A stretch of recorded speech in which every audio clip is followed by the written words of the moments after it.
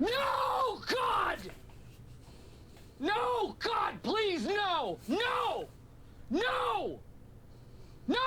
Hey everybody, and welcome to another episode of Mythic Monday. This week we will lament next week's Mythic Plus affixes, but we'll take a look at the forming healer meta, the dungeon difficulty of the week, and then this week's random thought: what should the returning legacy dungeons be for Dragonflight Season 2? So let's get into it. Let's kick it off with next week's affixes for a change, as those are probably the most pertinent thing at hand. Next week we've got the lovely Tyrannical, Grievous, Bursting, Thundering. Yep, a week designed by someone who hates healers makes its triumphant return. Don't worry guys, I got you covered with some strategies to help you overcome this intimidating week, so I'm logging into my priest to show you some advanced tips. See, a lot of people think you want to find your Mass to Spell button here, but what you actually want to do is press Escape and then Exit Game. For real though, it's a terrible week to push keys, and personally, I'm going to try and fill some vault slots and then switch gears to leveling an altar too. First time we dealt with this combo was week 2 of Dragonflight, when gear was coming fast and everyone was excited about pushing into their second week of keys. At this point though, you've likely pushed pretty far already, and the likelihood you're going to be hitting personal highs this week is probably not that great. Tyrannical Grievous is a nasty combo, especially for healers, because it takes what little breathing room you have on bosses on Tyrannical weeks and basically removes it.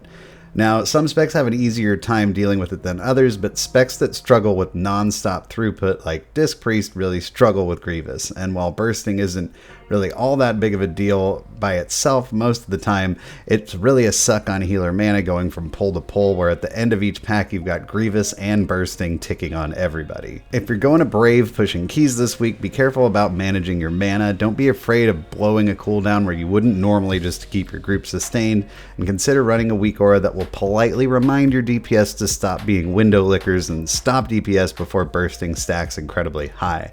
I'll link one in the description below. On to the healer meta for the week. Early in the week it looked like a lot of healers had MDI fever, and Resto Shaman was actually ahead of Resto Druid, but as the week went on, things seemed to have settled back to normal. I'm finding the Priest situation to be pretty interesting.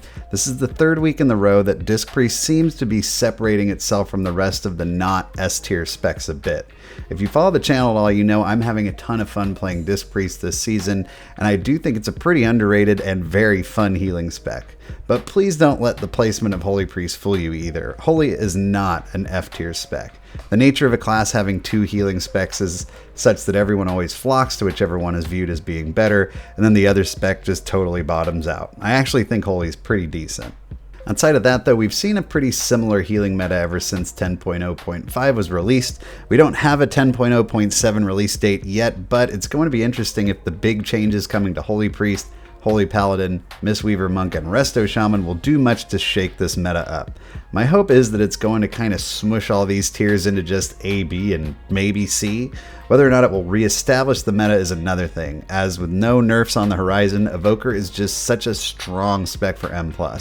Now that I'm branching out and playing more healing specs as Season 1 drags on, every time I return to my Evoker main, it's just like, wow, this almost doesn't seem fair. But 10.0.7 is a topic for another video, which I'm sure will be coming soon, so let's talk dungeons.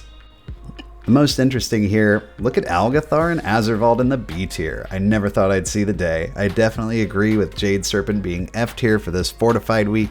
Jade Serpent is absolutely brutal in higher keys on Fortified week, with just so many unforgiving trash mechanics on seemingly every pull.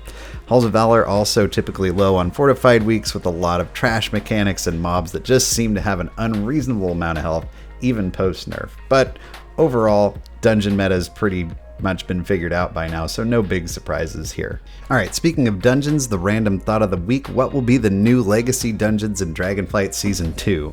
We've talked a good deal about this on stream, and I want to share my 2 cents of which ones I'd most like to see return for another go around. I'd actually like to see us get a little bit more recent with some of the returning dungeons in Season 2, so I'm going to advocate for a couple of Battle for Azeroth dungeons here, and my first pick is Waycrest Manor. This dungeon was always a lot of fun, with the haunted mansion aesthetics and some freedom to approach the dungeon in different ways. We haven't touched BFA as a revamped M+ dungeons outside of Mechagon, and I think this one was always one of the best of the bunch.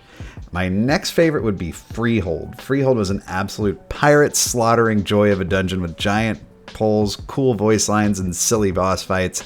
I'm ready to go back and see the Rumham. My third pick is going to be Maw of Souls from Legion. What can I say? I love 3 boss dungeons and have fond memories of doing this place at absolute breakneck speed with massive pulls. When I think Legion dungeons, this is probably one of the first ones that comes to mind for me, and since we've already visited the good guys in Hall of Valor, I think it's time to head across the other side of the tracks and see what Helya's up to. Alright, since my first 3 picks are all rather recent, I want to go way old school with my last one. I'm not sure how some of these older dungeons would hold up in M+, they might need a bit of a tune-up, but let's get weird with it. Let's see Magister's Terrace from Burning Crusade in Season 4. I think this would be a pretty intense dungeon in an M+ environment, and we have to keep Luxthos relevant at all times, right?